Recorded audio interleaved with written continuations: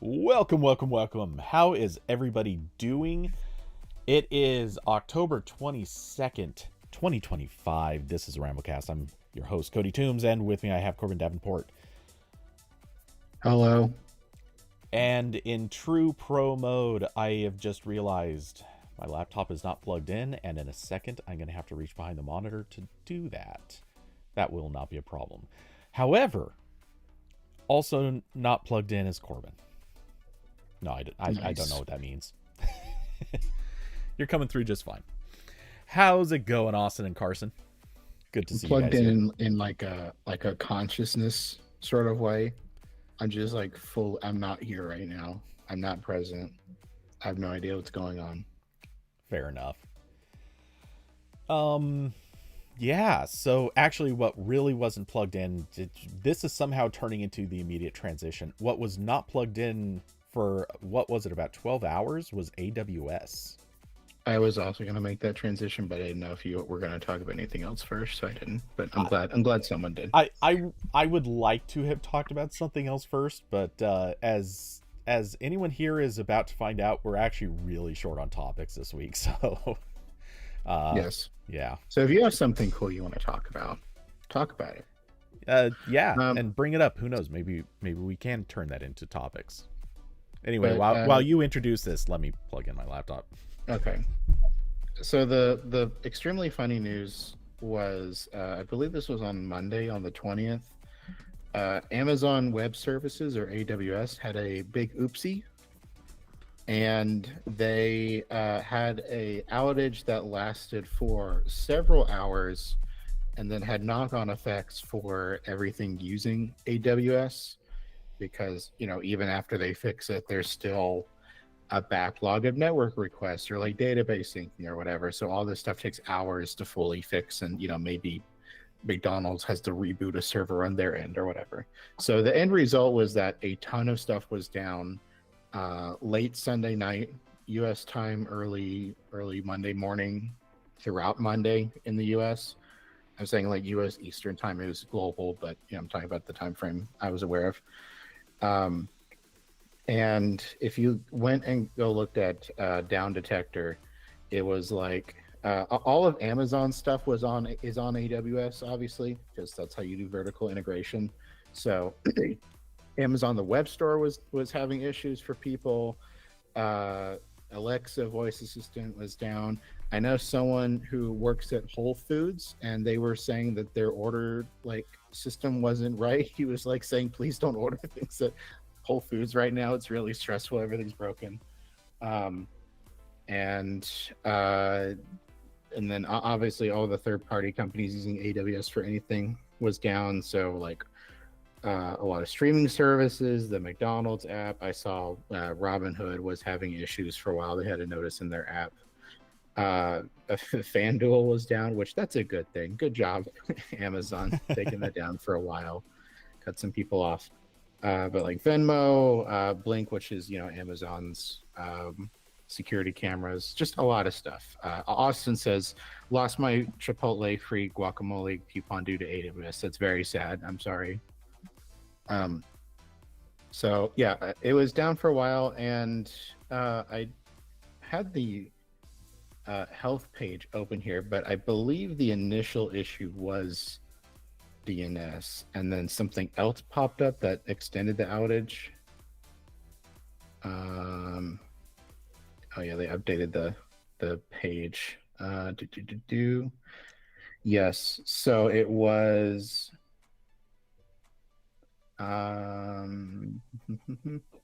yeah, it was an outage specifically in the the one that always goes down, which is US East 1. Anytime this happens, because that's just the one that every service picks. That's just everyone's favorite. And yeah, it was initially DNS, and then they mentioned later on in the health page that there were like database syncing stuff that went on for longer. So that's why everything was down Monday. And there were some funny articles that came out of it. Like someone pointed out there was some like smart mattress that like started heating itself because it couldn't talk to a server. Oh no, it was actually not heating. It was not hyper cooling, but it was cooling itself too much. So he couldn't sleep because he was too chilly. Nice. Yeah. Which, in all fairness, I'm actually, like, everyone was dogging on the guy who did that. He's actually a pretty smart guy. He's a little too hooked on AI, but yeah, pretty smart guy. And I kind of am actually with him that it's really stupid that his overpriced mattress doesn't have local controls. It's entirely on an AI system. It's entirely remote controlled. And yeah, so that is pretty dumb. But hey, that's also what you get with a expensive AI mattress. Yeah, Carson said my car crashed due to AWS. That's not good. But yeah, I saw there were all the usual, commentary about how every time this happens, whether it's AWS or cloud, usually it's AWS or Cloudflare, sometimes Google as well. And every time they go down, there's a wider discourse of like, the how centralized the internet is and everything, which I do agree with, but like that's kind of the trade-off to have like $12 smart light bulbs. Like there's many other things that would have to change before we start reversing that, including a lot of things I will not say on YouTube. So although maybe I can, because when we get banned for being too woke, YouTube will give us a second chance, as they are all the right-wing people, surely. Oh, that's what they said. That is how it works. They said everyone gets a second chance, so I should get a second chance to be more woke. Israel accidentally broke the ceasefire due to the AWS outage. The funny thing is, if anything was actually going to keep them from breaking the ceasefire, it would be the AWS outage. But they had a server hosting a page like, "Do we bomb civilians?" And it said no, but then the site went down, so that's why they did it. Actually, I'm pretty sure it would be the other way around. It would be a page that determines which civilians are going to bomb, and then since they don't have since the page went down, they're like, "Damn, we don't know where we're supposed to aim today. Oops." Mm-hmm. That would check out, considering they aim at everyone around them all the time. Yeah, they really do. Okay. So moving on before I get Cody banned. Well, the AWS outage was pretty funny. I didn't actually notice anything on my devices. I did notice the Robinhood outage, but like I wasn't trying to do anything, so I didn't care. I think that was it. Oh, Asana. We use Asana heavily at How to Geek, and a lot of other Valnet properties use it too. So everyone was kind of like, we gotta like try to remember what we were working on and talk about it in Slack instead. So that was a fun morning for me. But you mean the misinformation system had to work harder? Yes. Yeah. Hey, I don't work there anymore. I could say that. It's not misinformation when I'm running it. I'm trying. You are trying. I'll lie to you, but only if it's funny. Yeah. So anyway, the funny thing is, I actually basically didn't really notice much happening. Funny enough, almost every service that I go to or look at, almost all of them happen to either be self-hosting or they're hosting somewhere else for whatever reason. I only noticed, I think, 2 sites that weren't functioning correctly, and that was it. And I didn't really care about either one of them that much. So weirdly, this is the first time in history I think an outage has had 0 impact on me, except this is the other one I was going to note. We don't really notice it here in the US as much, but man, when Facebook goes down, when Facebook systems go down and it causes WhatsApp to go into a tailspin, the whole world goes haywire except us. Yeah, those are always great. Yeah. But yeah, so everything's back now. No need to panic. Um, Oh no, there are plenty of reasons to panic. Just that's not right. the one anymore. We fixed that one. And every time this happens, like everyone at like the two other cloud companies are like high-fiving each other. Yeah. And then whoever at Amazon like unplugged this DNS has already been like they've had the most talking to that anyone has ever had a talking to. Mm-hmm. The most like quiet car drive home, like not radio's not playing. They're going home. They're getting plastered or something. I hope they're okay. I hope they didn't get fired. That yeah, certainly I actually do hope that people aren't getting fired over a single incident.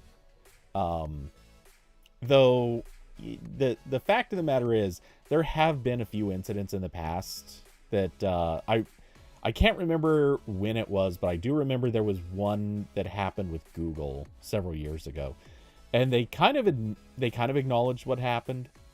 And if you read between the lines, it's like, oh, this was actual, like, someone hard screwed up through total negligence. They did not know what they were doing. And yeah, that's a person who should probably not be working in the job that they have.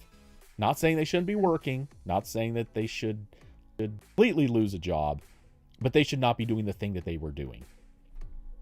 Yeah, the joke is that it's always DNS because it's like just so easy to mess up.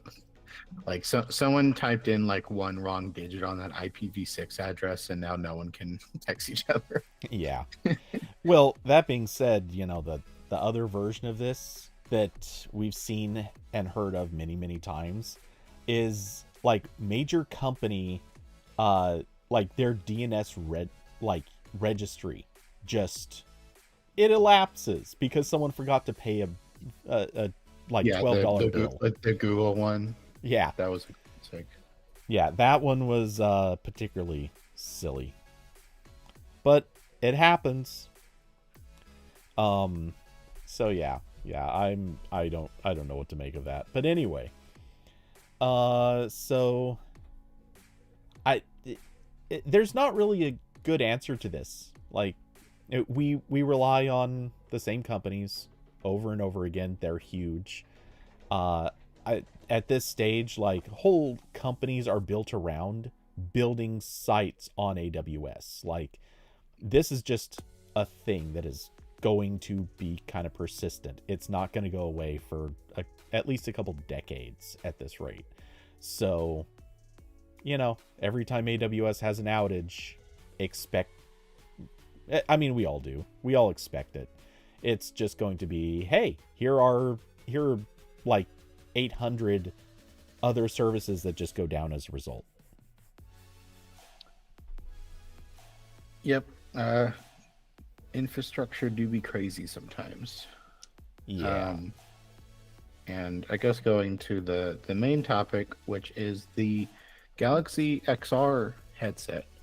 And every time I hear this, I think of the animated Buzz Lightyear Space Ranger show that was on Disney when I was growing up, because they had a robot character called XR. And so that's what I think of every time I have to write this. So this was announced almost a year ago. I checked this. That was the first tease. And then before that, there was the announcement that Samsung and Google and Qualcomm were working on like a shared VR platform.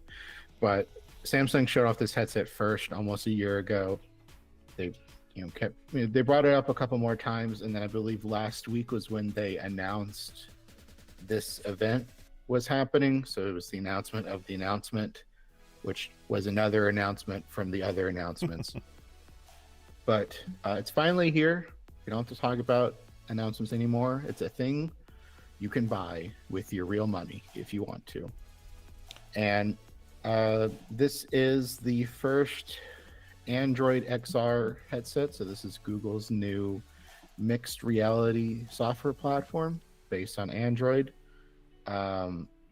Basically their third main attempt at this, because before this was Google Daydream and before that was Google Cardboard, which I use both of those.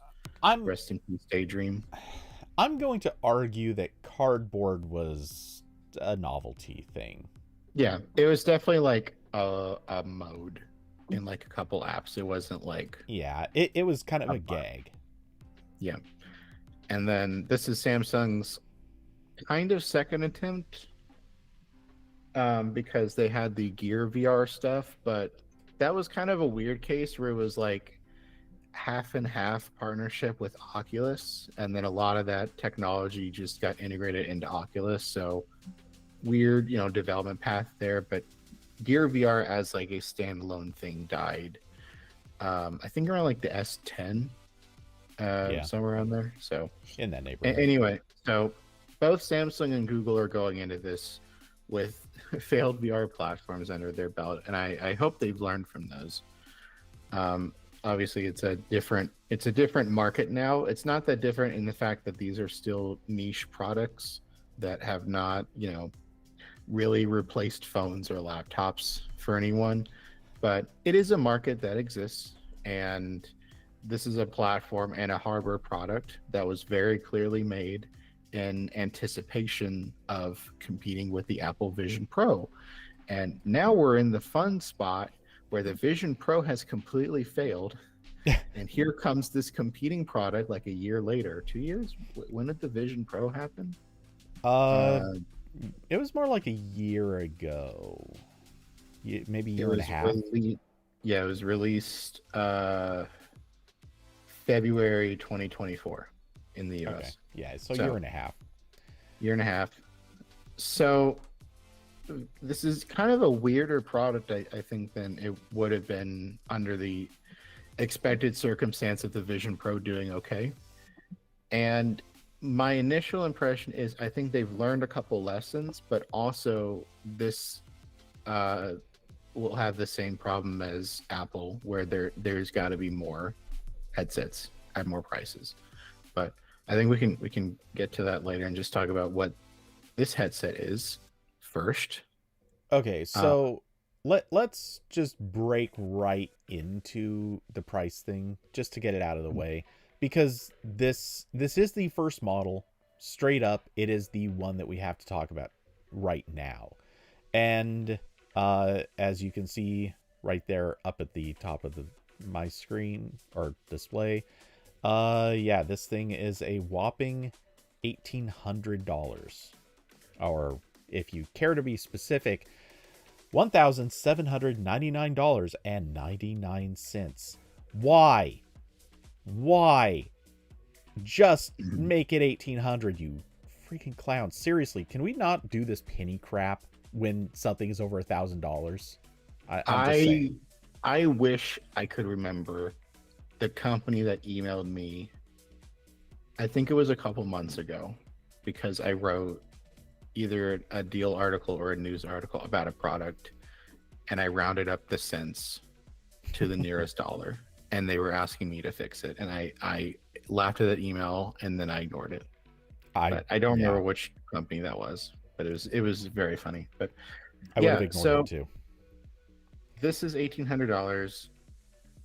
Um, just for some kind of context, this is also a weird product to talk about because its closest analogy, I don't know if that's right, but like the Analog. closest thing to this, yeah, analog to this is the Vision Pro.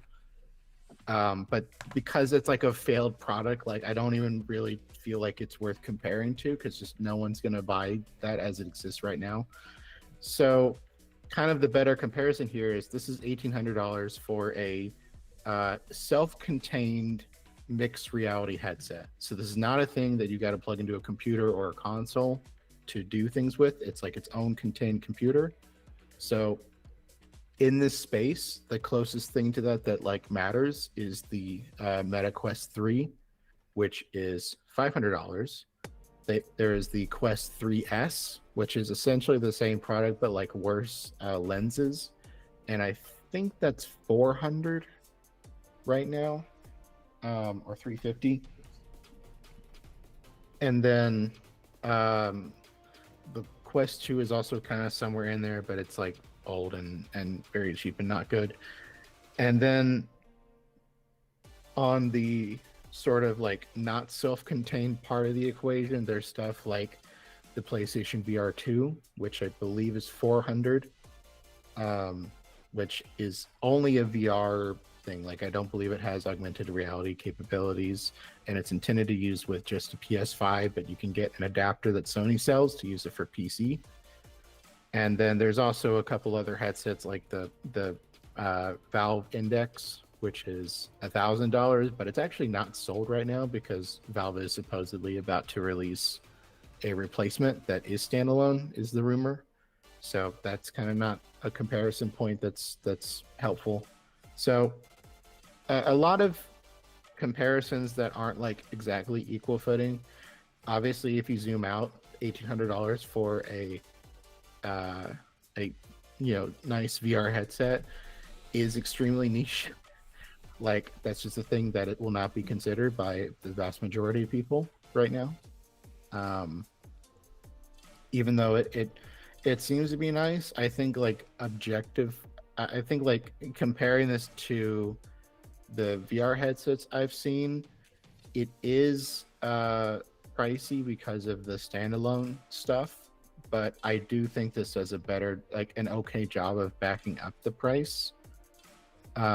Just because it is a micro OLED screen, which I think the PSVR 2 also uses, but I think it's a lower resolution. Yeah, it's definitely lower. All the Quest headsets are LCDs, which are like they're fine, but you can really tell the difference if you're like trying to watch a movie because like it just cannot get dark enough for that, or other similar, if you're playing a VR game that's supposed to be, scary and dimly lit, whatever. So it does have a very nice screen. Again, this is a fully self-contained Android thing, so it's got 16 gigs of memory, 256 gigs storage. It does have pass-through and AR capabilities and eye tracking. I don't know. I am interested to find out if the eye tracking will be something that the software can take advantage of, or if it's just for the OS for like navigation purposes, like if that layer can be passed to software, because there are VR experiences that benefit from eye tracking. Eye tracking is also in the PSVR 2. So that's something I would be interested to find out what happens there. And it's also got, Wi-Fi 7. It's a similar, one thing that is different here is that I don't believe the battery needs to be attached to use this. Am I right? It's just a very short battery if you don't. I kind of looked for that, but I didn't see specifically. So I don't know, but I got the impression that the pictures don't have it visible, but they might be doing the same thing Apple does, where they're hiding the cable on the other side of their head. Well, yeah, I don't know. Most of the videos that they're showing on the site they're definitely doing a lot to hide the cable, but I don't know if they're hiding the cable or if it's just sort of not highly visible. Going back real quick to the product page calls it a battery pack, but I'm not clear on if it is required. I'm not sure. I know that the page is 2 to 2.5 hours, but where is that, in the headset or is it in the battery? Oh, it's in the battery. 100%. Okay. That is, anything more than a couple of minutes would have to be that battery. Okay, so I take it back. Just the very first video, or sort of video, that they show on the Samsung news page, or no, sorry, this is the product page.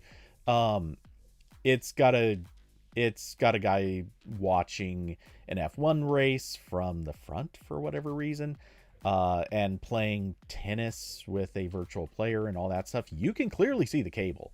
Like, it's not hidden at all. This is so right away. I'm just going to come out and say it. Cheers, Samsung. You're not as trashy as Apple when it comes to trying to hide the little things. That being said, the cable at least looks like it's super out of the way. Now, I kind of object to that in a little bit of a sense, because this is sort of a perfect scenario. Kind of. What's kind of funny is he also sits down against a couch and somehow that cable doesn't get tugged off of the headset. That's sort of a little unrealistic, but yeah, the cable is very much there. Looking at this, I kind of think, hey, they probably should have had some sort of cable management clip or something built into the headset too. That would have been good. But whatever, you know. Still, the second video that I'm looking at, they coincidentally positioned the camera also so the cable was visible in the first shot. Then after that, they went to her other side. But they're not hiding the cable. So cheers to Samsung. They're not trying to hide the thing that obviously, like, Apple was super shady about. So cheers. That's good. Carson said you can also use any battery pack. So is the USB-C port on the headset itself, or is it on that battery component? It's a good question, and I saw the side of the headset. It definitely is pogo pins. Yeah,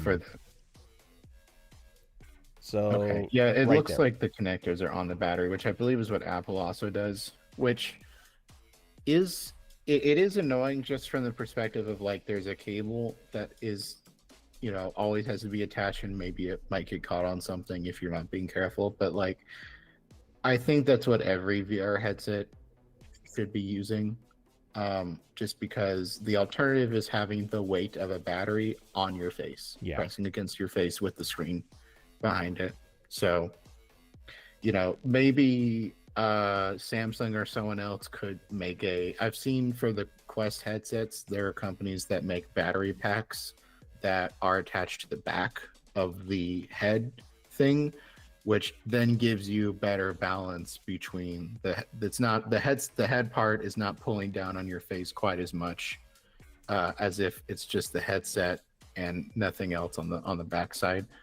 So maybe Samsung will make something similar, or whoever else makes other Android XR headsets.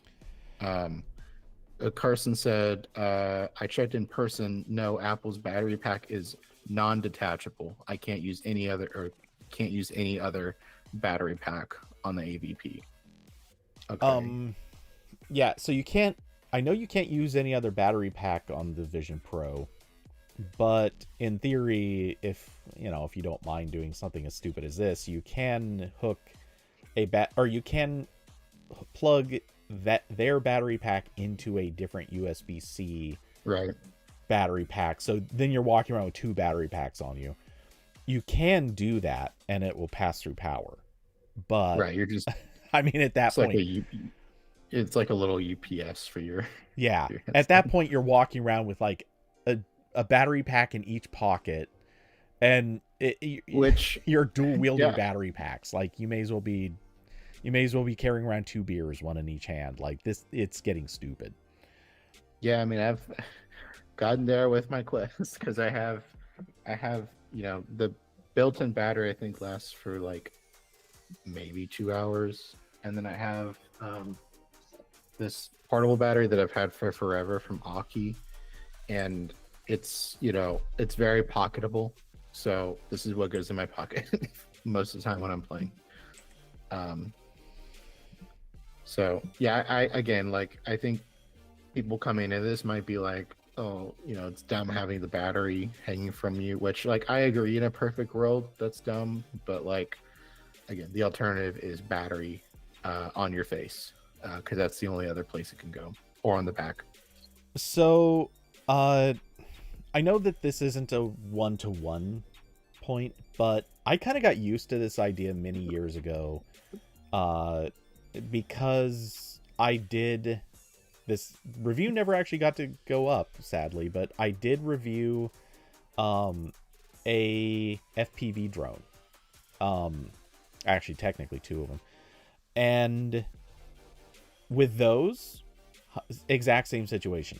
They in FPV, they don't even try to hide it. They don't pretend otherwise. Like, you have 1 to 2 cables hanging off of those goggles at all times, and one of them is always battery pack. So every FPV pilot you see, they all have a cable hanging down. They're used to this by now. So I'm not saying that that's necessarily the ideal or wonderful solution, but it is what it is. Like, that's a way to do it. And I don't know how Apple Vision Pro users are feeling about it these days, but I get the impression most people kind of just get used to it. It may not be ideal, but right now it's just a thing that people sort of get used to. And I think most people sort of just adapt. But yeah, it's also better if you can have options, like in a scenario where you don't want to have a cable hanging down. It would be nice to have a battery that you could just like hook onto the back of the back of the rig, and that way, yeah, just it doesn't need to last super long. It just needs to be something that you could plug in, use it when you just really cannot have a battery there or a cable hanging down, and then switch back to the other one for those other times. I think that would make the most sense. Yeah. I don't think I have a ton else to say about the design or the hardware, just because it looks like the Vision Pro. It looks like they're doing similar. The fit and parts you can swap is pretty similar. They're working with iBuyDirect to make prescription lenses for this if you need glasses or contacts. Well, not contacts, because you would already have those in your eyes, but just whatever's needed to avoid wearing glasses inside of this, because that's going to probably screens. And for what it's worth, even if you are wearing contacts, you might still actually want to get prescription lenses for these, because I used to wear contacts all the time, and believe me, I wore them even through being wildly uncomfortable sometimes.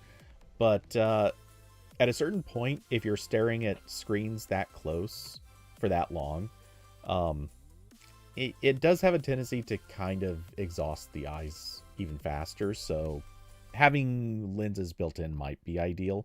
That being said, hopefully they're not built in. Hopefully they're removable or interchangeable, so that you can wear contacts sometimes and then not wear contacts other times, because being stuck with one or the other would also be really bad. The other hardware related angle okay, so we're done with the headset hardware, but I do want to talk about the controllers for a minute. Yeah, I was gonna say so Samsung is also copying Apple with touch gestures intended to be the main control method, like touch and like Bluetooth keyboard if you want it. Mm-hmm. And I haven't watched the video, so I don't know if the navigation is exactly like Apple, where it's also relying on the eye tracking for like a mouse pointer sort of thing.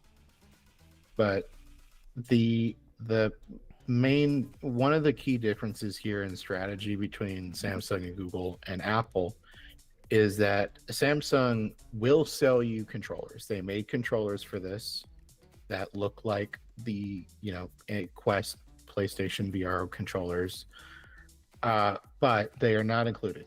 They are an extra cost. MSRP on these is $250. Right now they're listed for $175, but that is a chunk of change on top of this already chunk of change. Yes. So may as well just get this point out of the way, because I have this tab open and really immediately wanted to say this. Other VR controllers are also supported. You don't have to use the first party ones, which I'm just going to point this out. Best Buy right now, you can go to Best Buy and get some PlayStation VR 2 Sense controllers for $44. A whole 20%, actually about 19% of the price of what Samsung wants to sell in controllers. And these things are reasonably well tested, I would Yeah, argue. I'm gonna hazard a guess. Sony's better at building a game controller than Samsung. I don't even know Um, that that's true. And hey, look, I don't know if the accuracy is going to be the same. I don't know if I don't know like what other benefits or drawbacks might exist. Maybe there's even more buttons or fewer buttons. I don't know. But one thing just to say is, presuming those are supported, which as far as I can tell they are, yeah, you could save $200 just by going and getting some existing controllers that are probably about equal in quality, if not better. did they put a list anywhere of like which controllers work? I saw one, if I remember, what was it? 'Cause I don't actually know, like, uh, in theory, what other controllers there would be that you could buy. I know, The ones for the uh, Quest would obviously also be an option. I assume maybe even the ones for Vive, because Vive had some I was pretty good controllers. I was thinking Vive, but I don't know if the Quest ones would want to work with anything else. They Yeah, I might. don't know. There's some. None of these controllers are like standardized in any way. So, especially because That's not they're all entirely using like true. inside out tracking, and so they're usually optimized for whatever is being used. But yeah, some of it is open because it's all built on the same OpenXR software stack. Regardless, yeah, the controller pricing is, I would argue, kind of nuts. But I think there's an important distinction here to also bring up, which is they clearly built Android XR with the intention of having controllers being supported, whereas I'm not convinced that Apple's platform really was. It seems like they No, just thought gestures and nothing else. because Uh, Apple was not building controllers. They tell you go buy PSVR controllers. yeah, which Those are the okay, support they options. support them, but how much does that really work in the OS? And from what I've heard, and I have not really researched this too extensively, but I've heard it a few times. Apparently, the controller support in Vision OS is just really, really bad. Like it works, it's there, it exists, but it doesn't do much. Which I know that this isn't the best comparison, but it'd be like using a regular 2-button mouse on Mac OS. You can do it, like you can get things done, but you've got no gestures, you don't have scrolling, you don't have like all these things that honestly at this point the OS is kind of at least partially designed to really rely on. You don't necessarily need gestures, but you definitely need scrolling in Mac OS at this point, because oh my god. Has anyone tried? Think about this. If you use Mac OS, think about the last time that you actually used the scroll bar on the side of a window to try to scroll. Like clicking on the bar and actually dragging it up and down. If you're doing this with a mouse, I want to hear your story, and I want to hear how much it's costing you in therapy. Because it's bad. It's real bad. I yeah, I agree that there being controllers at all is a good sign. Obviously, $250 is still crazy, especially considering these controllers don't have a like strap around your hand. So with the Quest 3, okay, mine. The default Quest 3 controllers are the slipperiest fuckers I've ever used. I got You the mean they're worse than the Wii controllers? I think so, but also I'm not used a Wii remote without the condom for quite some time. Fair, fair. The so But like when I got my Quest 3, I would literally like I'm putting on the, it's got the little, I don't have it on right now, but it does have the little wrist strap that goes around so you don't accidentally, throw the remote across the room. But I was getting to the point in Beat Saber where I'd be playing the game and like my hands get a little bit sweaty because it's like it's a game where you're moving around a lot, and the controllers would just slip out of my hands like it's soap. Like just not well built. So there's a lot of these, but I got these AMVR grips, and it's just a like soft covering for the Quest controllers that has a hand grip in it. So I hold it like this, and then controller doesn't slip out of my hands because it's physically like attached to my hand. And this is also really nice in games where you have an articulated body like VR chat, because then I can just let go of the controller and like it's still tracking where my hand is, which is nice. I'm not like putting down the controller and picking it back up again constantly. It's still there. So the fact that these controllers don't have that at all is annoying considering the price. And also worth mentioning that the case for the headset is also MSRP $250. I don't know if it will ever actually be that price. To me, that feels very where this will be 30% off for all eternity. But regardless, that's crazy. That is purely like, we know you already paid $1,800 for the headset because you're a sucker. Let's see if we can get some more money out of you. Which is, again, very typical for accessories of expensive electronics, but we can still call it out for what it is. Yeah. So just a quick examination of a picture from Android Authority. They were obviously at this event. There is a picture of the controllers sitting on stands, and it does show at least where the lanyard loop would be. So wrist straps are pretty much a certainty. Okay.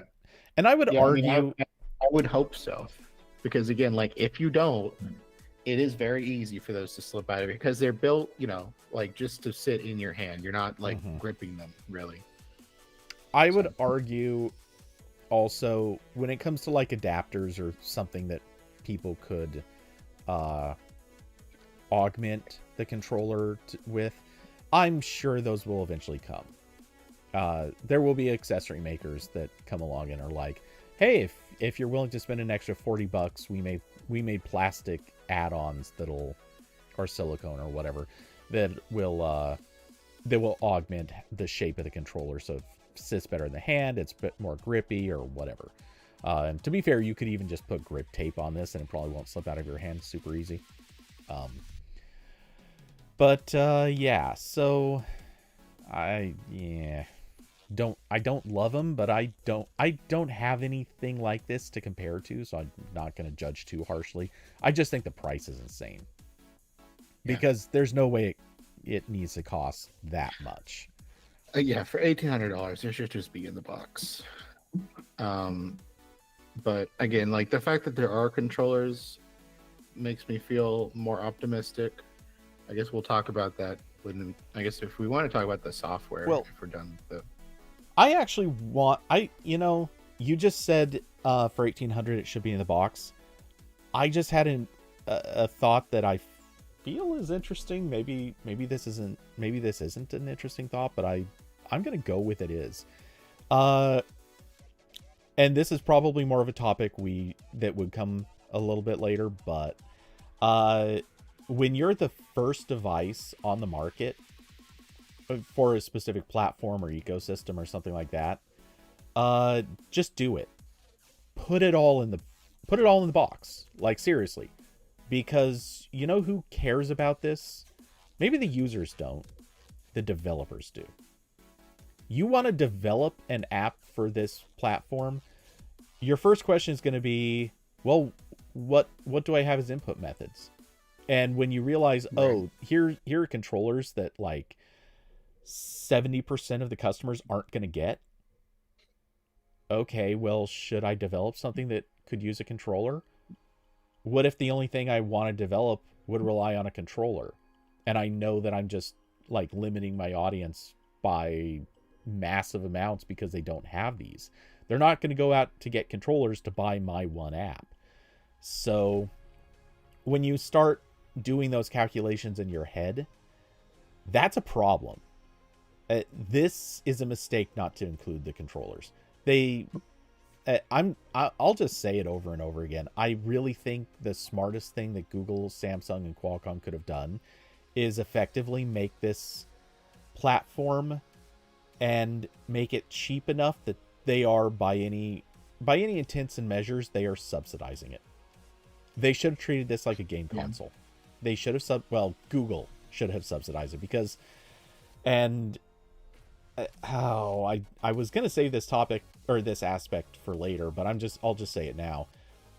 Out of the three companies, who is the sure thing winner in this equation? It's not Samsung, because eventually other companies are going to come along and make headsets using this same platform. Is it Qualcomm? Probably for longer than Samsung, but yeah, there will be other chip makers that are also producing chips for this hardware. It's Google. Google is the one who's, in theory, if this platform succeeds, Google is the one company that's going to be walking away going, yeah, we make the software.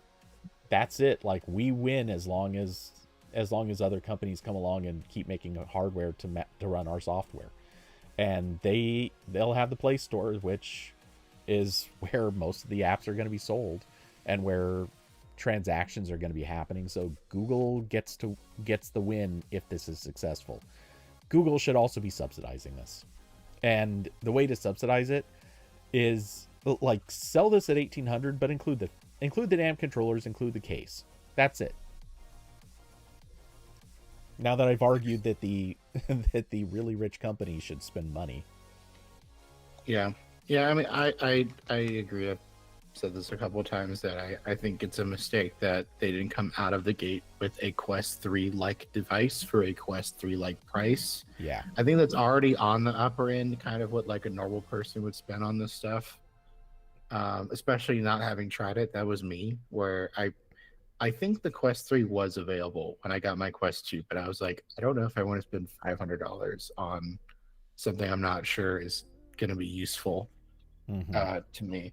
So that is a problem. And I said this already, but like, I think Android XR as like a viable platform there has to be a cheap thing coming soon from someone. It has to exist, because that's part of what killed Apple.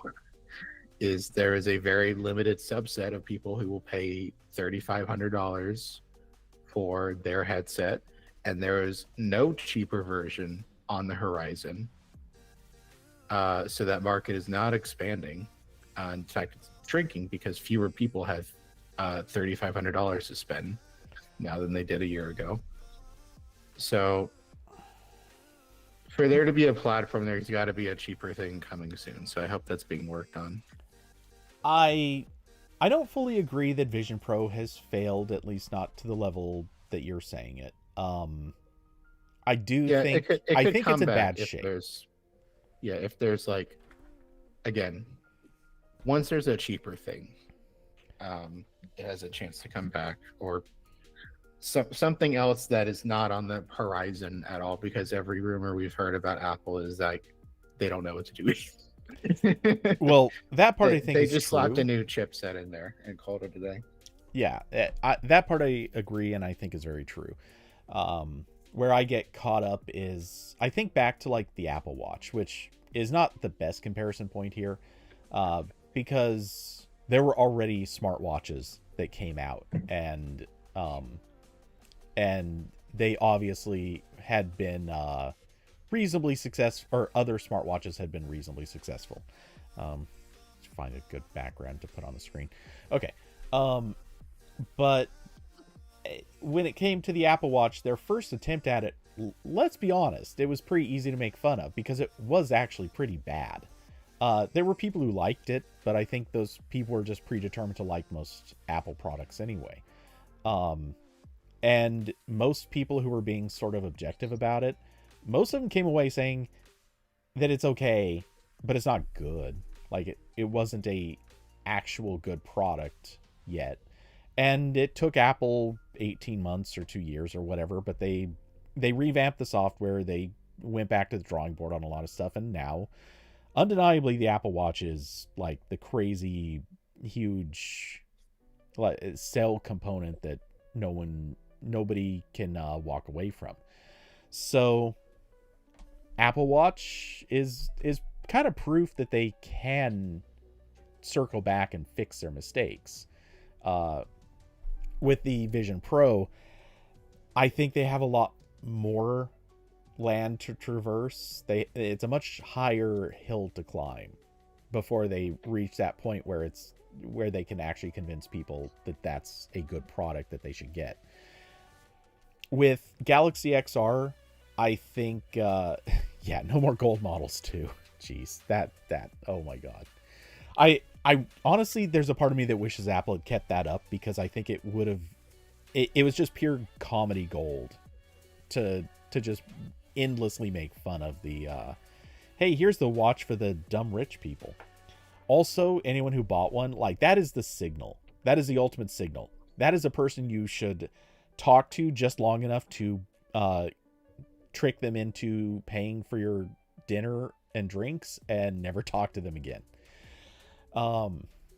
Anyway, so the Galaxy XR, I think at the price point, it is closer to being reasonable. I think that I agree. I think they should have found a way to come out with a lower cost option out of the gate. I don't know how much lower cost they could have gone, though. And that's the big question mark for this, is how much lower cost can you make this and still have an experience that's good enough? Because remember, if you shrink the cost, you're probably shrinking resolution. Almost, actually, like, basically guaranteed you're shrinking resolution. And if you're gonna do that, it's gonna have worse lenses. It's gonna be lower res. It's probably gonna be LCD. But like the Quest 2, honestly, was okay for the time, and that came out several years ago, and technology supposedly is better now. So I think they could. I mean, again, like, we're talking about, like, I don't know what, the multinational, mega corporation could do. I know they can build a thing that's like $300 or $400, and it's okay. Really, the sticking point is the resolution has to be high enough for, like, text to be readable. Right, and that's what I was heading into. Yeah. Because one of the main selling points, let's just hit this right now, because one of the main selling points for this, certainly not, I'm not even going to say a majority, but at least a big one, is people they basically want to have computer screen in large format. Like, you want to be able to go someplace with your laptop and just put on your Galaxy XR or Vision Pro and be able to see your computer screen, use it, like, write code or edit video or do whatever. Like, you want to have this in big format screen. And with the Vision Pro and presumably the Galaxy XR, these are, I would argue, based on what I've heard people say, that these are kind of like the minimum viable resolution in order to do that well. Now, not to say that you can't do it with a more blown up, like, enlarge all of your bump up the DPI. Windows. Yeah. But if you're like, until you hit that point, that's like, this isn't a good experience if you shrink that resolution. So you're losing, I think, a large portion of the audience or potential customer base if you shrink that resolution. So yes, you could make something that's good for gaming at a lower resolution. You can't make something that's going to be as good for, like, desktop use at a lower resolution. And that, I think, is where you hit a big stumbling point and where resolution is really going to matter. Now, if they could somehow find a way to make something that's about the same resolution at a much lower price, I don't know how you do that, but if you can do that, that is a winner. Yeah, it would be harder. I don't know what the right answer to that is. Maybe yeah, like bump up the DPI and just at a certain point you're like can't do much else here. Maybe the move is like you start limiting some features and make the lower end one like primarily for games because the games don't have that much text. So Right. that's why like when I had a Quest 2, like it's fine for games. But yeah, like as soon as you're trying to like read a web page, you're in trouble. Yeah. Um Unless yeah, again you I can don't just bump the DPI, which okay, that can work, but yeah. I mean not ideal. especially because this is built to run Android software, a lot of which is apps that only look good at phone sizes. So Hmm. bumping up the DPI might be better anyway. Yeah. Um, so yeah, I there's got to be some cheaper thing. I think for this to be viable, but I guess we can go on to the software because we already kind of talked about that. Is Android XR is a lot like Vision OS and sort of Meta software because Meta copied Apple to an extent after that came out. Uh, Basically, like all your apps are little floating windows you can move around. Um, Definitely intended to be used in mixed reality mode doing that, so you'd have windows that sort of appear on top of the real world. But I'd imagine you can also switch to like virtual backgrounds. I don't know. I haven't seen much of the software because I haven't had time to watch all the hands-on demos and the videos Google made. But it is similar to those platforms, and the main difference between uh, everyone else is that Google has the full Play Store on this. So this should, again, I know there's apps that will mark themselves as incompatible or whatever, but this should have most, or if not all of the important apps you can get on an Android phone or Android tablet or Chromebook. So I don't know how optimized they're going to be for that interface because that's the problem that Google has had with Chromebooks, where all the Android apps on there, they don't work that well. Right. But the fact that they're there, that's pretty good. And that's something that genuinely Meta slash Facebook has completely failed at. And there were reports a long time ago that they wanted some kind of agreement to open up the Play Store to Quest devices, and they Google didn't want to do that. I'm sure because of this. And that's a huge differentiator for like making this a productivity device, which again is what Apple was going for. So you can get your Chrome browser on here, you can get your Word, you get your Google Docs, you get all of your social media apps, whatever. Which again, that's cool. That it still comes back to the same issue as Apple though, where it's still a mobile operating system that is uh, some people can't do all their work on that. So this still isn't really like a laptop replacement for a lot of people in the same way that it wasn't for the Vision Pro, because Android, doesn't. Android is more open, and I don't know. I would assume all of the same side loading stuff is here, but again, we know that Google is being weird about side loading now, so who knows how that will work a year or two from now. But Android does have more software generally. Um, like Vision Pro doesn't really have game emulators because Apple doesn't want that. Android's got plenty of those. So I think this is probably the strongest attempt at a like productivity angle, but it's still not like a full computer. Um, So, I mean, well, certainly I'd agree there. As far as the app situation, at the very least, and if anyone was watching the video right now or in a few minutes ago, you saw a playthrough of their demonstration, and yeah, the window management looks pretty decent. It's not all that different from Vision Pro. In fact, I would say they're almost exactly the same, with a few obvious differences. But yeah, it looks like the same basic window management, and it's not all that different from what you'd expect even in like a regular OS. So yeah, I think it's fine, and I'm not sure I would hold the issues with Chrome OS, like Android apps on Chrome OS, as the basis for concern, because I think the problems with Chrome OS were not that Android apps didn't work well. I think there were many other much larger problems with Chrome OS. So yeah, that to me just isn't the issue here. I think the issue's going to be more, a lot of apps are probably not really intended for this sort of gesture situation.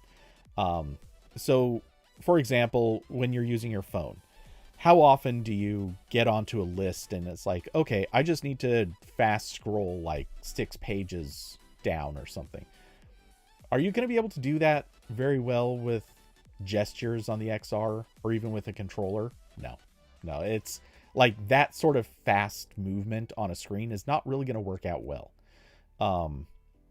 It compared to like using gestures, like you can't just put your finger up and quickly flip it around a couple of times to signal, oh, I want to scroll down 6 pages instead of 8 or something like that. Mm-hmm. Like that sort of stuff, it's going to be much slower.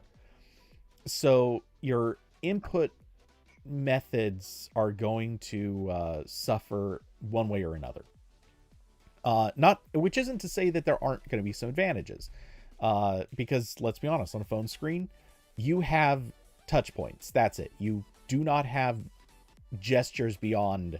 You can place 1 finger down, 2 fingers down. You can maybe squeeze, and maybe you could place 3 or even 4 fingers down, which, let's be honest, once you're on a phone screen, 4 fingers on a phone screen starts getting pretty problematic anyway. But on this, you have full range of motion with your hands. It can detect that, but it can't detect the really subtle movements that would be like moving your thumb just like a millimeter up and down off the screen for really fast presses or things like that. So there's going to be trade-offs in the input methods, and I think that's something that is going to make certain apps much harder to use, whereas other apps will adapt to this just fine. Like if you're on most web pages, assuming you don't have to scroll to the bottom super fast, most web pages, this will be fine. So I'm not sure that I'm not sure how that trade-off really kicks in, but I think it does matter. Let's see. Did I cut you off as you were saying something else? Now I don't remember. I don't think so. Okay. I was just generally talking about the app situation, and the other way, this is kind of different from Apple, and I already said half of this, is acknowledging games exist. Yeah. There is I've not seen a full list, but there are like several VR studios that have made software for the Quest that are making versions for Android XR. Again, because MetaQuest is Android based, and most of these games are built in Unity, which just targets to Android.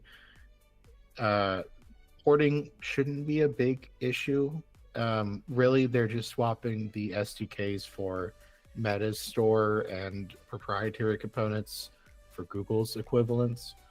So I would hope that most of the games on Quest show up here. It sounds like Google is doing some outreach, which I'll be honest is shocking.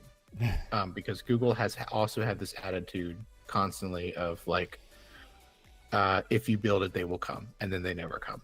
Actually, I'm going to really ruin your argument for a second. I don't think it's Google. I think Qualcomm did it. Qualcomm or Samsung, yeah. No, not Samsung. I think Qualcomm did it. 100. No, I'm not even kidding. Samsung, I I can't actually talk too much about this for reasons, but I know with pretty good authority that Samsung is very bad at outreach too. They actually have a horrible history with outreach. Their version of outreach is like that time that they reached out to Epic and were like, hey, we're launching a new phone. Can we have an exclusive on Fortnite? Which ended up being like a weekend exclusive or whatever. Like that was the level of outreach that Samsung typically does. They're bad at it. They're famously terrible at outreach. Qualcomm needs this to work. And they want this to work because they don't want Apple to eat their fucking lunch on this. So they wanted to make this a thing. And so I think I think they already have outreach with a lot of those companies because Apple is using Qualcomm's hardware in the Quest. So I bet Qualcomm has worked with not all, but a lot of these companies already and made this a thing with the Quest. So all they really had to do was contact them and say, hey, listen, we've got this new platform. We're working with Google and we're working with Samsung. We want you to do this. Here's what you need to do in order to make it happen. I bet this was the easiest thing for Qualcomm to do. And I mean, don't get me wrong. I'm sure Google and Samsung were involved in outreach, but Google was involved in outreach, but I think Qualcomm is the one that did like all the legwork here. Stop waking up. That wouldn't surprise me because of how Windows on ARM has gone, where someone has done a lot of legwork to get more apps compiled natively for the Snapdragon PC laptops, and like specifically integrating with the Qualcomm AI cores. So it wouldn't shock me if Qualcomm is doing a lot of work here. But regardless of who's to thank, I that's a good thing. Yes. That was absolutely non-negotiable if you were trying to make something that like remotely competes with the Quest, which is the only successful thing in this market, so like I think you have to do that. The one thing that is missing is I saw there is a some software thing for like mirroring your PC screen to this. I don't believe there's any kind of PC VR support, so I don't think there's anything built into Android XR that I've seen that is that would let you use this as a VR headset for a computer. I did see one of the leaked apps. There was some article about a bunch of apps showing up in the Play Store ahead of Android XR launch, and one of them is Virtual Desktop, which is an app on the Quest headsets and a couple others that is also primarily for mirroring a computer screen in VR. But the Quest version can also create like a virtual VR device to do pass-through over Wi-Fi, so you can use it as a PC headset over Wi-Fi. And also there's Steam Link as well on Quest, so you can do wireless PC VR. So I would hope one of those shows up here. Official Steam Link would be pretty cool. That seems like something Valve would be okay with. And I've said many times, Valve and Google really need to get together and do some stuff, but separate issue. Yeah, and I hope something like that materializes, because then at the very least you have a overpriced but nice PC VR headset. And there's not a lot of those. There's like a handful of VR headsets that are being sold right now for PC, especially because Valve's is out of stock. So there's really just like you go find a Quest headset and hook it up, or PSVR 2 with the adapter, and or Vive, and then also there's one company called Big Screen that's making like these compact ones that are pretty cool that I've seen, and are also very expensive. So I don't have one of those, but so I hope that materializes at some point. I understand why they're maybe not emphasizing it because they clearly want like the apps to be on the device itself, where Google gets a cut. But hopefully that shows up at some point. But um, I'm definitely feeling more positive about this than the Vision Pro and what I honestly thought would happen. The fact that Android XR seems to be okay, and the fact that there is an acknowledgement that games exist, and some partnerships with VR gaming companies to start getting an ecosystem built up. It does need a cheaper option, and I you know I would like to see what happens with PC VR support or VR chat specifically, because I've been playing a lot of that. It's pretty cool. So, and VR chat I know is they have a native version for Quest and the other Android-based headsets like the Pico, which I think is Xiaomi. I know you can't buy it here, but it's like very similar to the Quest headsets. I was looking around again while writing this, trying to figure out like what's a good comparison point for this. But there's really not, besides the Vision Pro, because all of them either fall into the camp of like you absolutely need a high-end computer plugged into this for it to work, or low-end Quest like thing, and there's like no in between really. Mm-hmm. But yeah, I mean, I'm feeling pretty good, especially also with Android XR. It really seems like uh, Meta has once again dropped the ball with software on their headsets. I need to do another article about this to check in, but I know like a year or two ago they announced that they were going to license their OS for anyone who wanted to build a headset.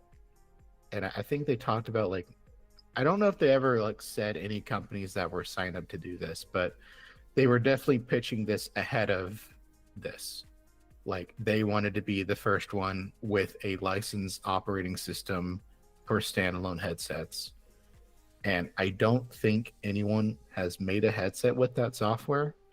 And I have noticed on my own headset, there were a lot of updates around the time the Vision Pro came out, like to the point of them adding app windows that you could put anywhere, not just like directly in front of you. For a while, it was just there was like a space in front of you that you could add up to 3 windows at once, and that was the maximum you could have open.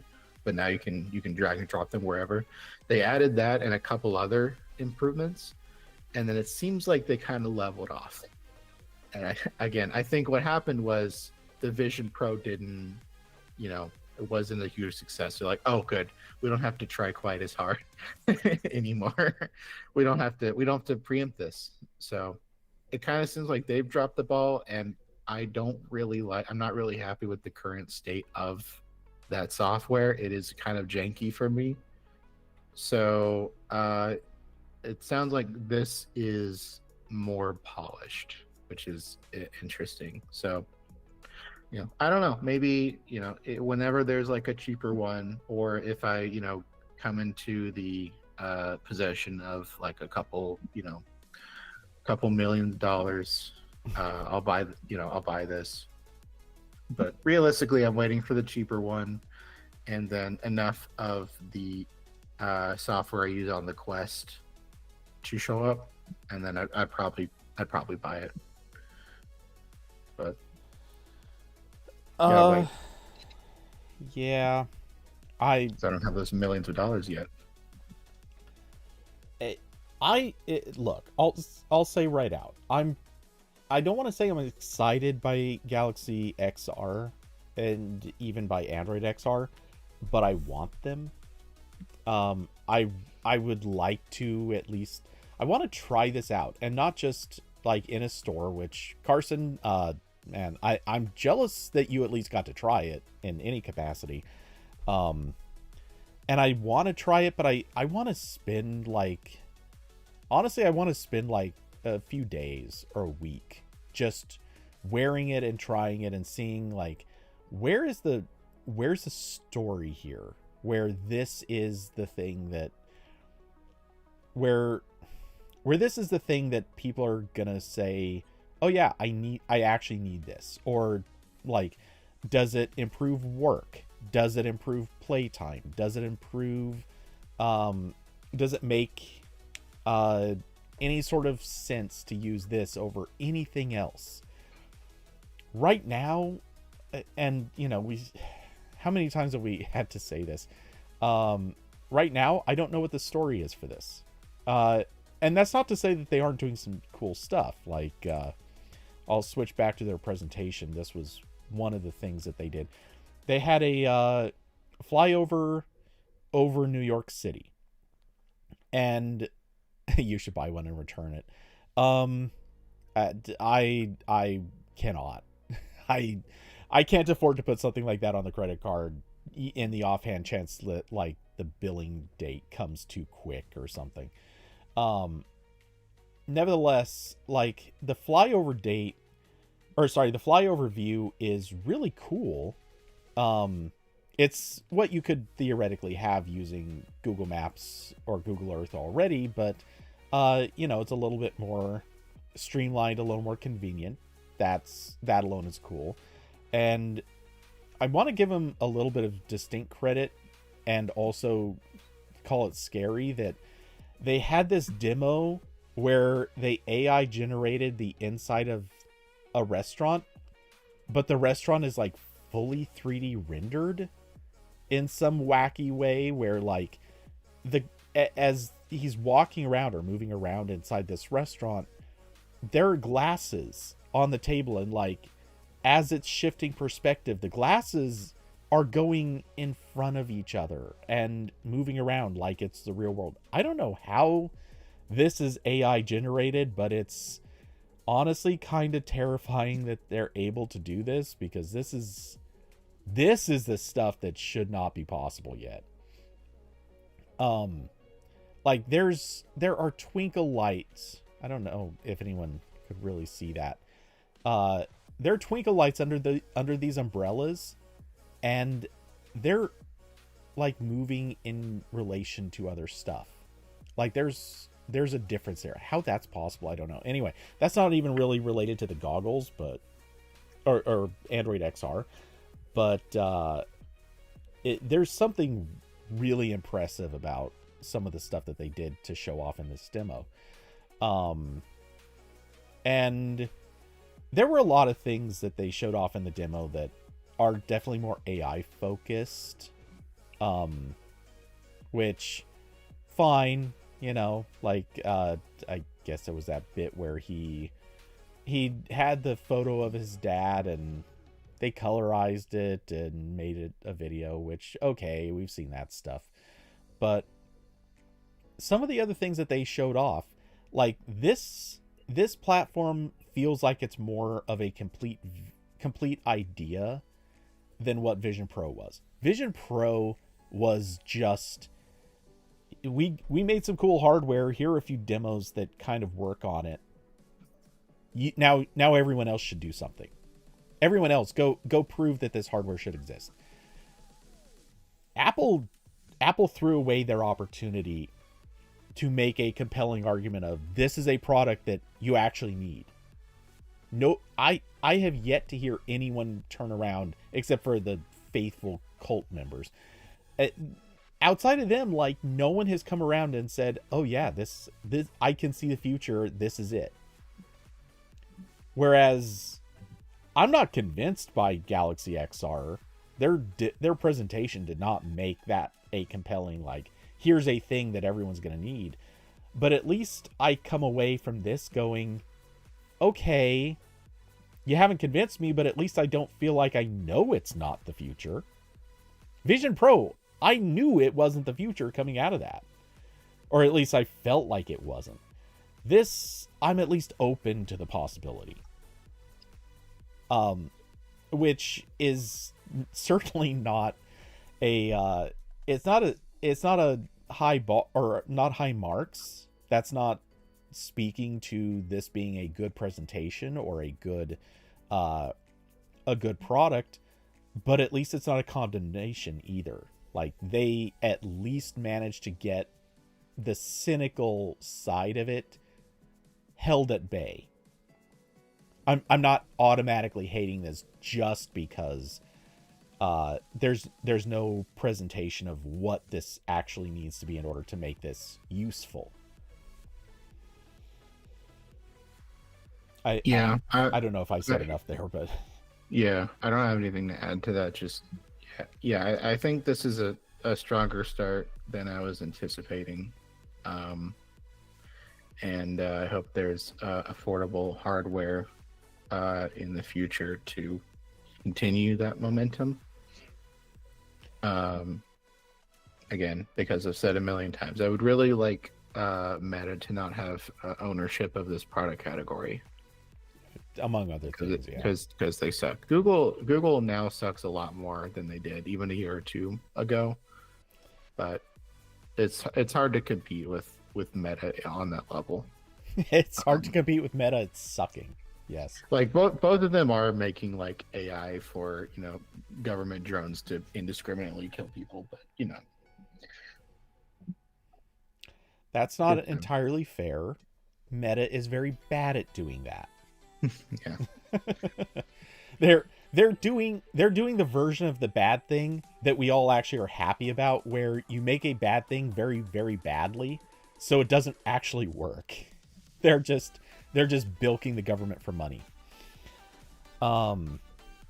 Which still sucks, yes, but hey, at least they're really, really bad at bombing brown people. So I don't know. Like I said, I kind of want to believe in this as a product, but at the same time, I don't see any reason most people should be buying it yet. And they could certainly solve that if they had stuff like Steam Link, which I wouldn't be surprised if that's something that could just be done. Like maybe Steam could actually just do that on its own. I don't know. I'm sure we'll find out relatively soon. It's just kind of a shame. It'd be nice if they reached out to Steam and could have just said straight up, like, "Hey, it's not ready yet, but it's going to be out in a month or a year." They already have a Quest app, so I don't imagine it would be that difficult. Right. So yeah, I don't know. Were there any other angles on this? I feel like there was other things I was going to say, and I'm totally blanking on them. I mean, I don't really have anything because, again, I didn't watch a whole lot of detailed demos of this. I just wrote the article for it, and I only had one of the press releases at the time, so not a ton more to add. Yeah, I do think that what we're really going to have to wait on to see is how do developers approach this. Will developers approach this?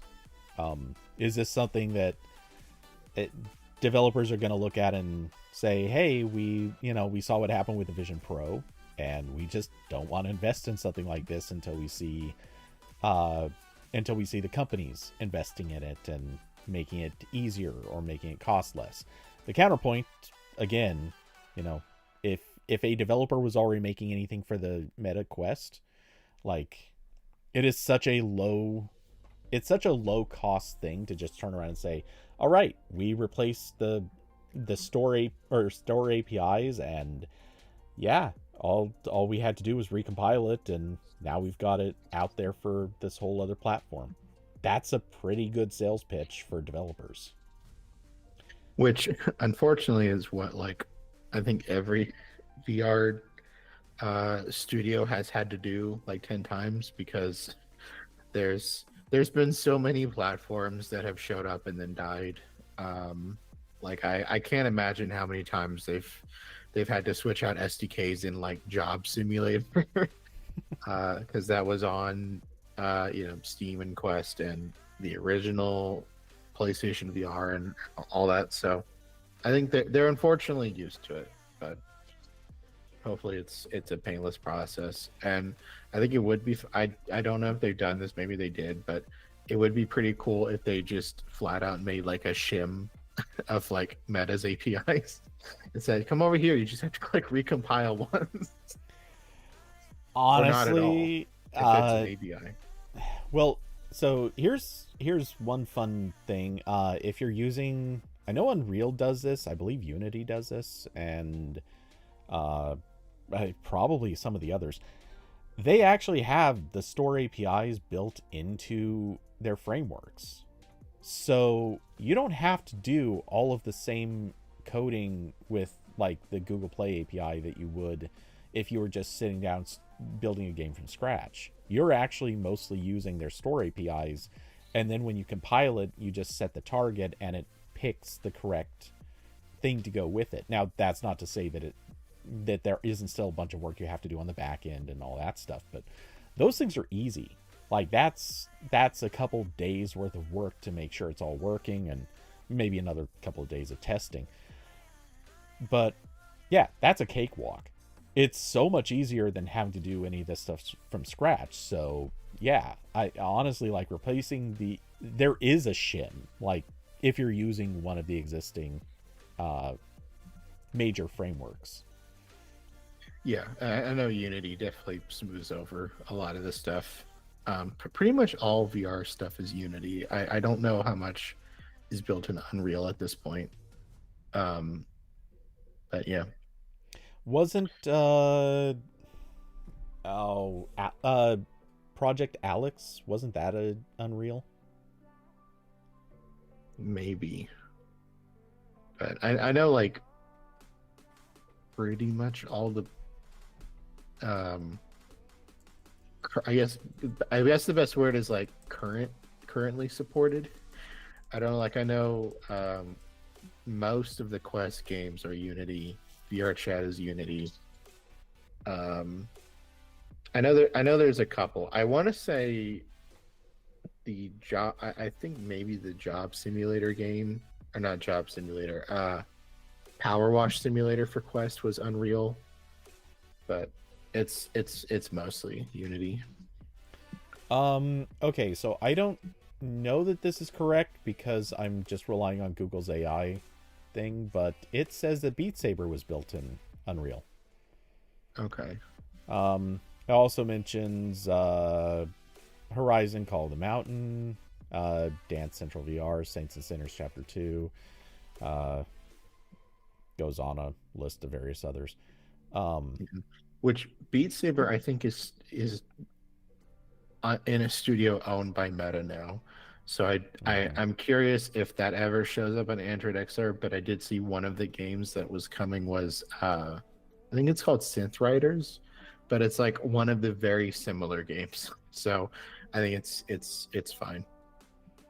Google someone figured out we need the dancing rhythm game on our platform or it's gonna fail, and they found at least one. Yeah, and there was always going to obviously be. There's got to be one. You need one. Yeah. And who knows? Maybe it'll even end up being better in some nondescript way. So yeah, I don't know that there's really a lot more to add on this. I wish that they had these in some way for show in more places, though. To be fair, the last thing that I want to do is go to a Best Buy and put a headset on my face that 800 people have worn before me. So that's where Super COVID spawns, inside that head strap, inside Best Buy. Yeah, Best Buy is actually responsible for Super COVID. Best Buy is definitely ground zero for a plague, for sure. I did ask many months ago to call dibs on a Android XR review unit at my work. It seems like they're gonna be stingy with review units though, so I don't know if I'm gonna get to try one, unfortunately. Yeah, that was the other thing I kind of had my doubts about is I'm sure that we know for a fact that they've sent out review units to at least a few publications, but it seems like, yeah, it's a really, really short list, which makes me think that when I say they sent out review units, I'm just guessing here.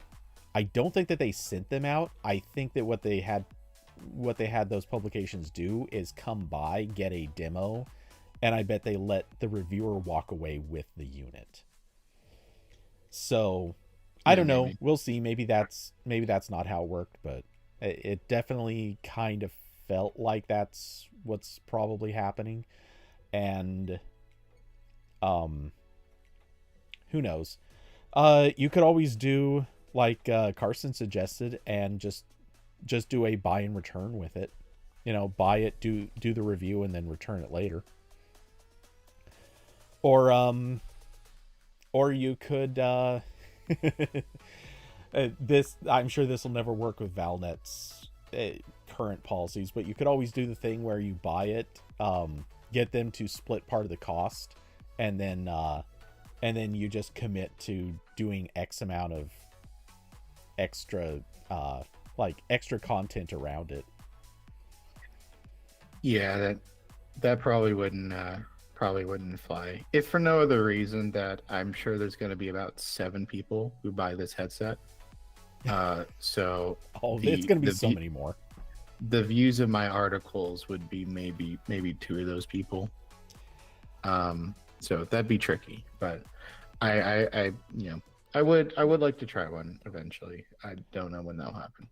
I'm going to go out on a limb and say that okay, I realize what I'm saying is about to sound kind of crazy, but I would almost bet the sales of this are going to be, and bear with me, I know this is going to sound crazy, I bet they're going to be at least double what the Vision Pro was. Because this is now a product that costs, it's not cheap, but this now costs less than like a MacBook Pro. It's less than half the price of the Vision Pro. But I mean, it actually costs less than a high-end laptop. It costs about what a really, high-end TV costs. It is in that realm. Cheaper than the Galaxy Fold. Galaxy Fold's $2,000. Right. Yeah. This is now in $2,100 now. I'm not sure. Yeah. This is now in the territory where it costs about the same as the highest end phones. So it's at least accessible to some extent. And it also, again, I feel like it has more promise of what it will be able to do. Plus, you also, just like Apple has its very determined fans who went and bought this and promptly returned it, there are Google fans out there who really want this to be a thing. And I feel like more of them are going to be a little inclined to buy it and hold on to it just for the sake of sort of incentivizing its continued development. Plus, I don't know how returns are for stuff like this, but Apple is so friendly about returns, whereas I don't know if Samsung's quite as easy to do returns.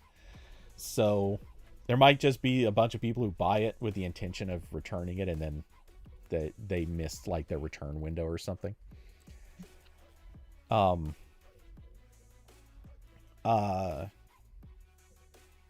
Austin bringing up a great point. All you have to do is go steal one, heist style. It worked at the Louvre. Yeah, for sure. Funniest shoplifting ever, for sure. If you see a needy person stealing a Galaxy XR at the store, no, you didn't. Right. So, yeah, I don't know. Like I said, I would love to try one, but I'm not motivated enough to do a buy and return. I think that's aiming pretty high on this. Um, Also, there's a part of me that kind of thinks that just because developers haven't, like, obviously they have had developers working on this, and there have been the SDK's been out there, but until you have an actual device to test on, like, real development hasn't really happened yet in the independent development community. So whatever the app situation is like today, I think it's going to be a lot more interesting in, say, 6 months, after the developers who at least have the money and the willingness to sit down and work on this platform.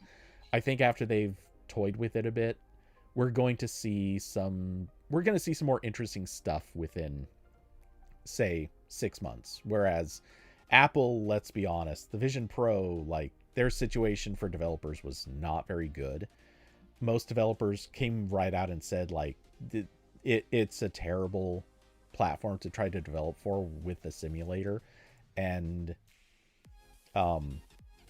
since they didn't even have proper APIs to work on until, like, basically launch, like, that was just a bad situation all around.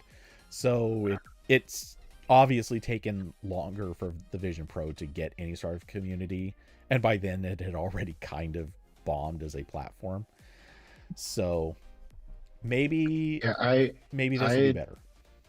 Yeah, I'd completely forgotten about the fact that I already have Android Studio on my computer, so I can just probably get the developer image for Android XR and mess around with it that way.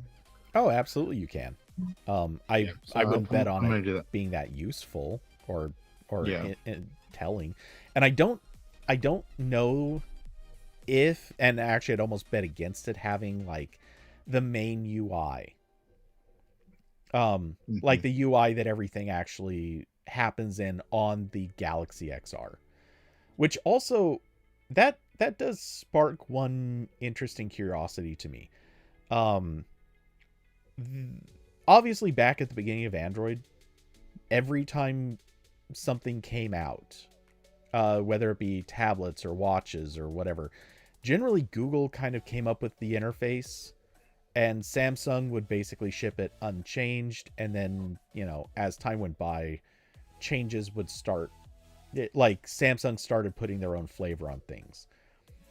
That kind of started changing more and more in more recent years, where Samsung kind of got to flavor things on its own right out of the gate. I wonder how much the UI of the Galaxy XR is purely Google versus how much Samsung flavored it.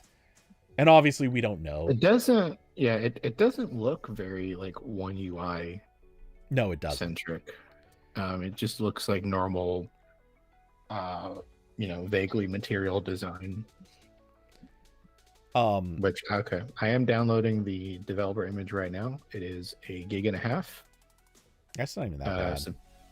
Supposedly based on Android 14. The screen resolution is 2560 by 2558. 320 DPI. And this image does have the Google Play in it, so I can download stuff. Okay, Carson's saying said there were... Yeah, there are quite a few pre-installed apps from Samsung. So that's interesting. So definitely a, like, Wear OS 3 situation, or Wear OS 4, whatever that was, where the OS is probably the same, but Samsung gets to put all their usual apps on there.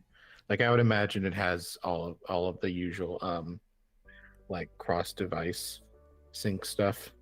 I mean, I would hope so. Fair point. For anyone buying this who already gave Samsung a lot of money for other phones and tablets. Okay, I'm starting it up. Now I'm gonna find out if my M4 Pro can handle an emulated, like, 3000 pixel Android device. I have a feeling it'll do all right. What if I screen share? Let's see. And the Samsung phone app is installed. along with the settings app and various other Samsung style things. So it does have also home button and quick settings UI or one UI. Oh damn. Okay. Okay. I can screen share, but I have to reboot Microsoft Edge because of the Mac OS permission I'm not granted. So I'm gonna rejoin the call and Okay. Well, I'd fix this. Okay. Yeah, right back. okay, I'm in allegedly. Okay, Neo. I'm in. I've got it. So it just got a like a is this a lock screen? How do I I tapped it. It's just a big. How do I move around? Yeah, exactly. Did I freeze the emulator? What's happening here? No? Okay, I've got a volume bar. Okay, I can tap things. Where's the home button? Over here. Ah, that's home. Okay. Home. I'm sure Carson could tell you if this is even remotely like it, but So I guess these are the only apps. This is the app launcher. I just got Chrome and Play. Let's open Google Play. Oh, I don't want to sign in while I'm streaming. That's a bad idea. Don't steal my password, please. I use without an account. Okay. okay, Yep. so he's saying the emulator is less skin than the Galaxy XR. That's kind of what I was wondering. Well, that doesn't necessarily mean that the Galaxy XR interface isn't mostly Google's work, but kind of have a funny feeling it might be.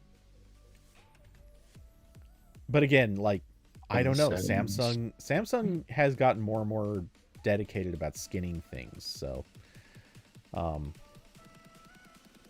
not sure how you do multi-window or like side by side. Drag mouse to pan. Is this anything?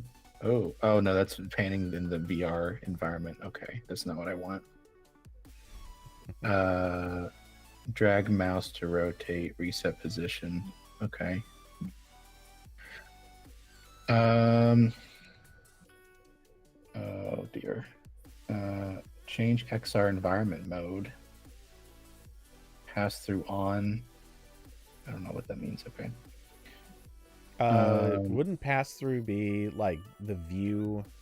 I'm assuming that's the reality pass through, so you can see not the background view, but the camera behind. So I do pass through on. Okay, yeah, it switches to the fake environment. Mm-hmm. So I know this was in the Vision Pro. Yeah. Emulator as well. Well, that's the whole point of XR glasses or goggles. Yeah. So I've got notifications here. Okay. Don't like that it's transparent. We've got some liquid glass inspiration here. Home. Oh, here we go. Tidy up. Oh. Yeah, okay. Which they showed that off in the presentation. The tidy up thing. Here's the draggable bit. It's up here. So this is like Quest. I can do this. Okay. I get it. It's all coming together now. Yeah, so you just drag the corners around. This is exactly like Quest. And I think Vision Pro. So put this over here. I think Vision Pros is a little different, but yeah. If I remember their draggable handles, they do have them, but I think they're like just more like a tab sticking off the corner, the bottom corner. Mm-hmm. Okay. Yeah, I mean, it all seems to be here. Obviously don't have any apps to install here, but that's cool. I'll play around with this more. Got a little quick settings thing here. Oh, I'm in dark theme right now, so I switch to light.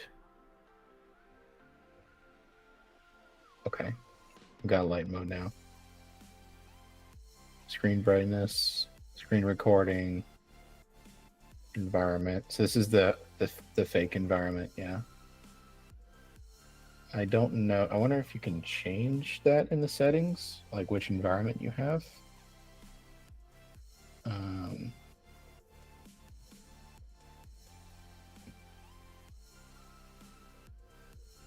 Don't know if maybe there's just one in the emulator. That's all I get, because I don't see a menu or anything to change that, unfortunately. But yeah, that's cool. It's all here. M4 is fine with it. I would certainly hope so. If you need a supercomputer to run something, you're probably pretty well screwed for development. Yeah, I don't know. This is an edit icon with the environment, so I would assume that clicking this, you would get another pop-up that lets you pick backgrounds, but I get nothing. So maybe that's not implemented here. But yeah, it all seems to be here. No thanks on that. Oh, that's the keyboard. Where'd it go? Where'd it go? Yeah, they showed a keyboard in the presentation, but I didn't see how they brought it up or dismissed it. So it was here a second ago. Where'd it go? Is it around somewhere? No, it's did I drop my keyboard on the ground? How did he do? I mean, I would assume this is like the normal Android emulator, where like the software keyboard doesn't always show up because it's emulating a physical keyboard. But maybe that's broke. Yeah, I looked back at a part, but I don't see how the keyboard was brought up. It just appeared when he gave some voice commands, which the presentation was definitely more oriented towards gestures and voice commands. They did not, or at least the part of it I've seen. I haven't finished it yet. I was trying to watch it and kept getting interrupted by other stuff as I was getting through. So I made it through about half of the presentation. So sorry if I missed anything, but yeah, I got the distinct impression they really wanted to hype specifically the AI stuff, the keyboard, or sorry, the gesture and voice input, and stay away from talking about things like keyboard input and some of the more classic interaction patterns.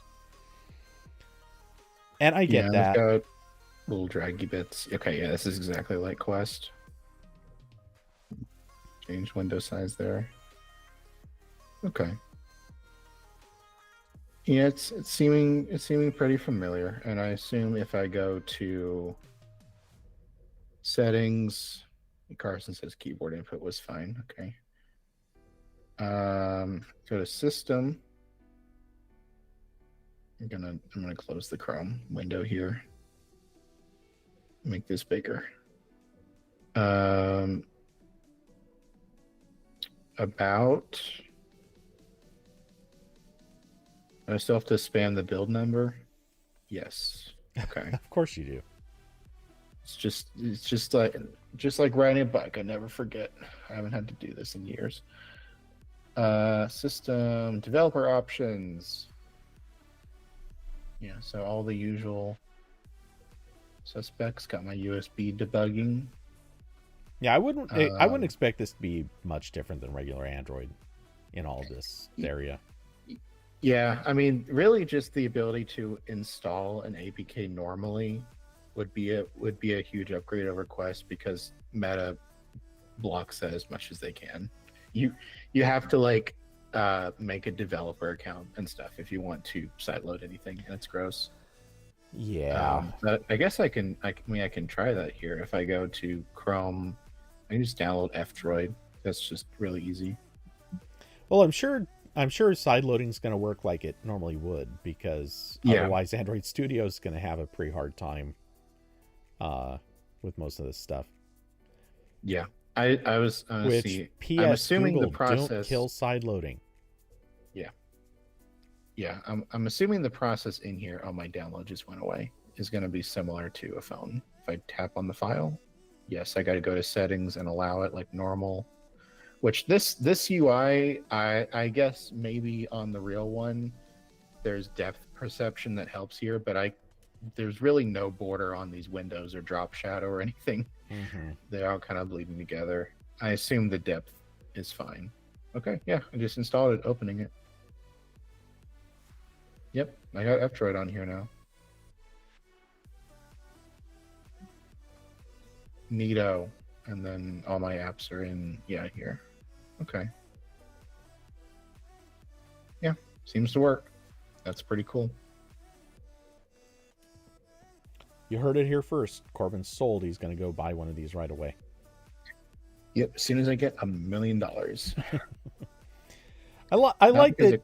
I like that your threshold is only 100 times more expensive than what this actually is. Yeah, because if I come into a lot of money, there's other more important things I will give money, and then I get the treat. I get the little treat for Corbin.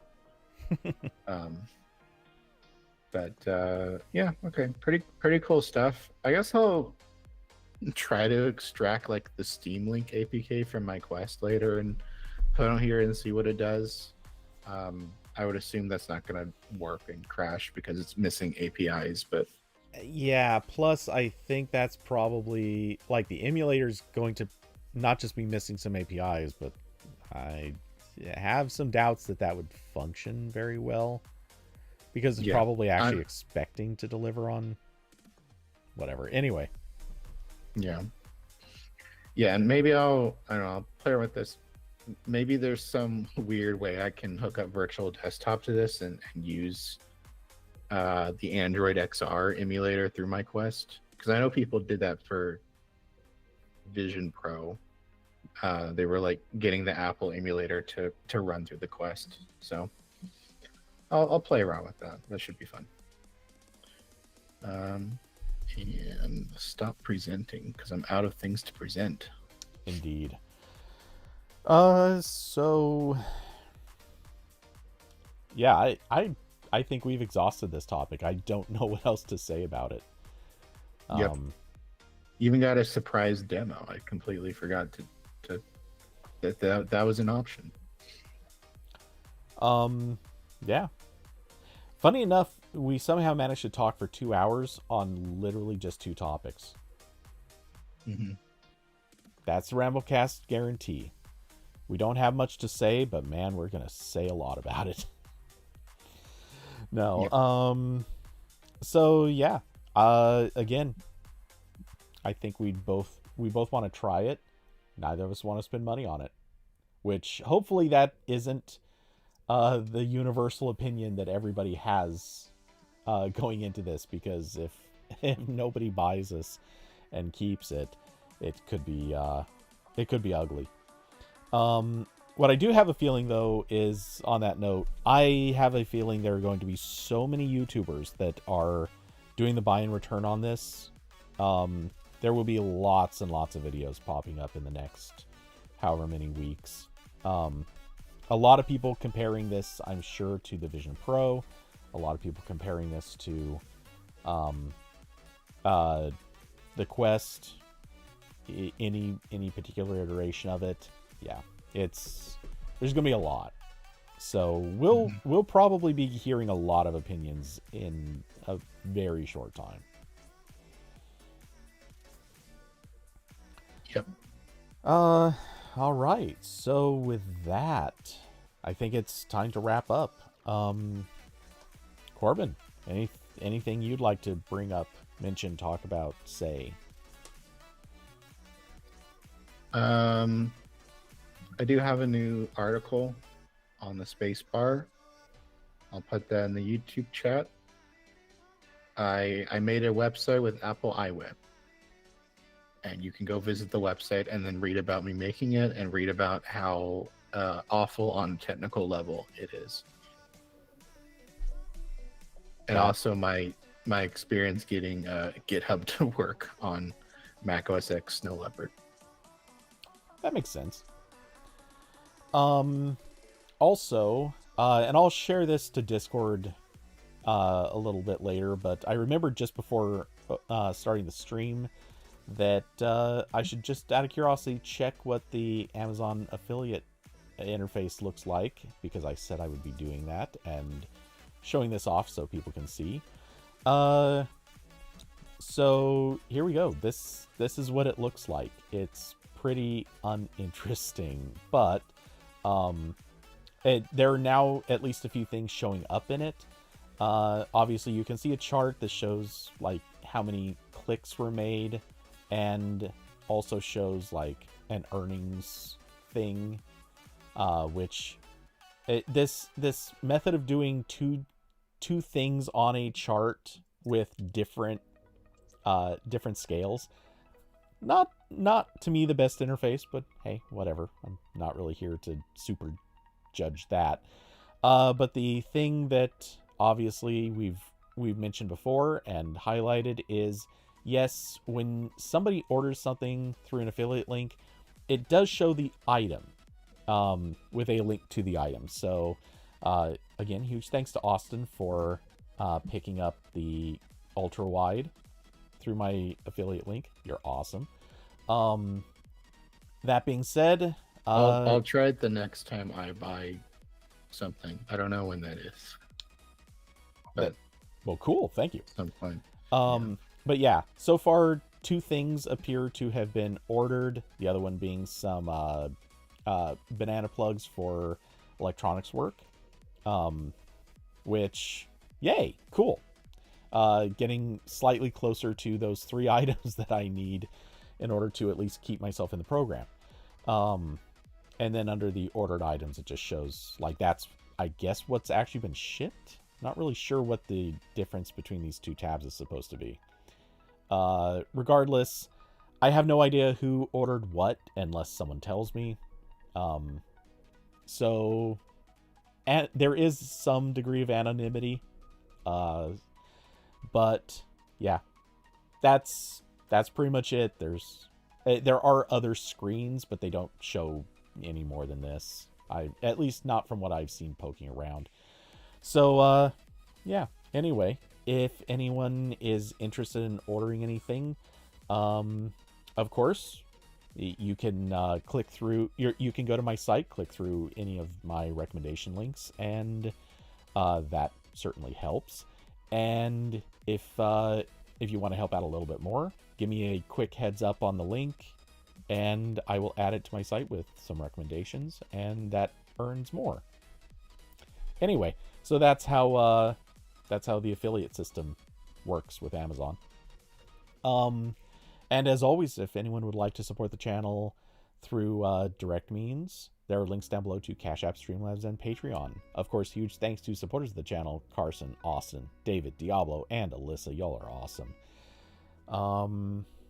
Let's see, trying to think if there was anything else. So, game streams this weekend. I'm gonna go back to, like, well, for me, they'll be late afternoon. For most everybody else, it'll be early evening. I don't have an exact time picked out yet, but it's probably going to be like 3 or 4 my time to start, and then run the typical like 3 to 4 hours ish. And yeah, that's pretty much my plan for game streams going through probably the rest of this winter and background until summer makes me switch back to morning. So yeah, I don't know, Corbin, anything else you wanted to add before we go? Nope. Awesome. Good. Be quiet. Okay, anyway. Hope everyone has an excellent rest of the week, and I will catch you all in the next one. Good night, everybody. Bye.